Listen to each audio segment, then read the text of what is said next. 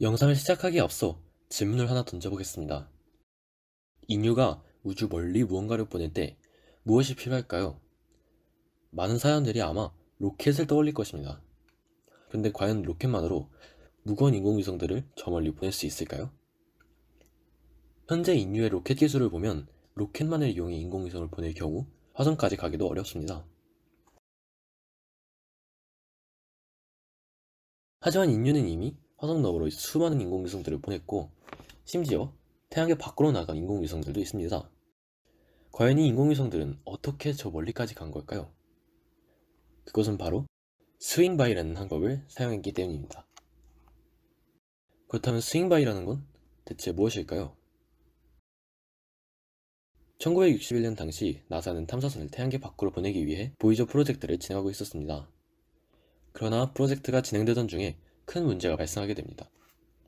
자체 중량이 1톤이나 되는 보이저호를 태양의 탈출 속도까지 가속시키기 위해서는 로켓의 크기가 어마어마하게 커져야 하기 때문이죠. 이런 문제를 직면한 나사에게 캘리포니아 공대 제트 추진 연구소에서 일하던 평범한 대학원생 마이클 미노비치는 획기적인 방법을 제안했는데, 그것이 바로 지금 설명드릴 스윙바이라는 방법입니다. 스윙바이는 행성과 같이 매우 큰 질량을 가진 물체의 중력을 이용해 물체를 가속시키는 방법이며, 중력 도움, Gravity Assist 또는 슬링샷으로 불리기도 합니다.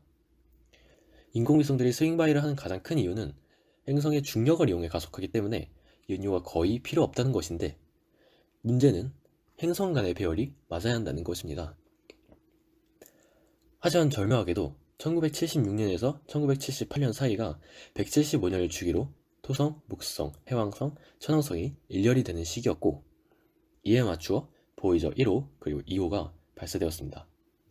이 두 개의 인공위성들은 행성의 속도를 조금씩 훔쳐서 마침내 태양의 최외곽까지 도달하게 되었습니다. 그렇다면 스윙바이는 과연 어떤 원리를 이용해 가속을 하는 걸까요?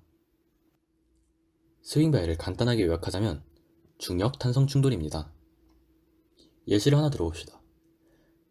초속 20m/s로 달리는 기차가 여기 있습니다. 잠시 후 이 기차는 선로 옆에 있는 사람을 지나갑니다.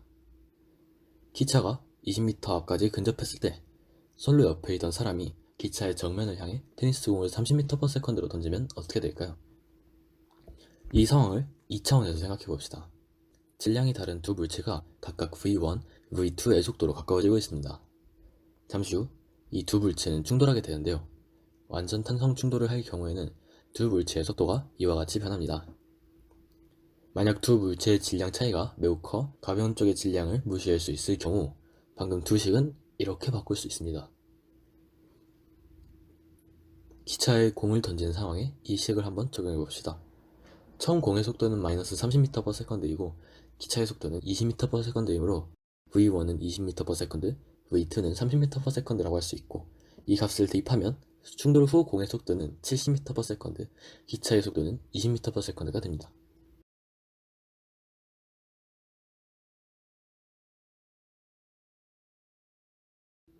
이번에는 기차의 앞이 아닌 뒷부분에 공을 던지는 상황을 한번 생각해 봅시다.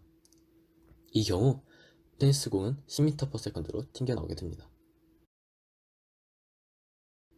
스윙바이 형법도 마찬가지입니다. 인공위성이 행성에 접근하면 중력에 의해 진행 방향이 이와 같이 꺾이고, 행성으로 추락하지 않기 위해 약간의 추진만 한다면 행성으로부터 속도를 훔칠 수 있습니다. 또한 행성의 궤적에 진입하는 각도를 조절하면 인공위성의 감속, 가속 여부, 그리고 그 크기를 조절할 수 있습니다. 그런데 여기서 약간 이상하다는 생각이 들지 않나요? 스윙바이가 행성의 속도를 훔치는 것이라면 스윙바이로 인해 행성의 공전 궤도가 바뀌지는 않는 걸까요? 이런 생각이 들 수도 있겠지만, 목성 탐사선 갈릴레오가 속도를 얻기 위해 지구를 2번 스윙바이한 결과 지구의 공전 궤도 변화는 고작 1억 년 동안 1.2cm 뿐이었습니다. 이처럼 행성의 질량은 인공위성에 비해 어마어마하게 크기 때문에 스윙바이에 의한 궤도 변화는 무시할 수 있는 정도입니다. 기차의 테니스공이 충돌해도 아무 일이 없는 것처럼 말입니다. 이제 스윙바이가 어떤 것인지 이해가 되셨나요? 연료가 아닌 행성의 중력을 이용해 우주선을 공짜로 가속시킬 수 있는 스윙바이는 과학자들에게 마술과도 같은 존재일 것이며, 이보다 과학적인 무인승차는 없을 것입니다.